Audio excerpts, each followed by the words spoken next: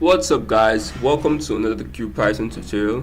On today's video I'm going to be showing you guys how to make user inputs in Python. That is making a plain text field that a user can actually write in text or any kind of variable or data type you want to store inside.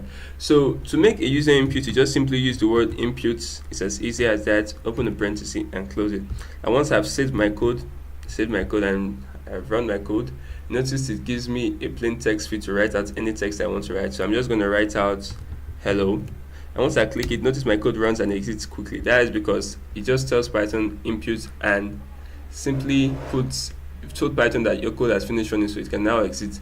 So if I wanted to store this as a variable, I could just say name, make it a variable, and then inside this place here I can just add in whatever freaking name I want to add. So I'm just going to write enter name here.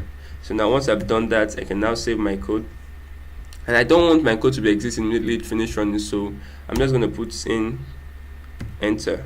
I'm just going to add another input and say enter. That's what I'm going to do. Just click enter. Yeah, type in errors. So once you've done that, you want to be closing your parenthesis and now save your code and run it. So once you've run your code, notice it says enter name here, and once I write out my name, the code doesn't exit immediately, it shows me enter. So once I click enter, it exits my code. It's as easy as that. Now in Python, you can also use the name stored as a variable, because whatever you write out inside of this place is stored as this name variable.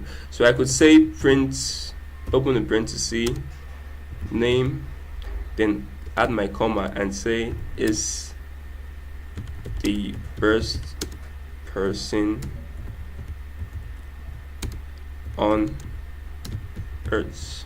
So I should not be forgetting my string creator, that's my quotes, and then I'll close my parenthesis to show you that this is a string. Now once you've done that, you need to save and run your code, and notice it says name, and once I click TechMond, it just saves the name as TechMond and say TechMond is the first person on earth. It's as easy as that. Storing a variable inside of this user inputs and printing it out as this. So that's all for this video. Thank you guys for watching. If you like what you see here, subscribe to see more of our future videos, and please don't forget to ask your questions if you have any on the comment section below. That'll be all for now, and I'll see you guys next time.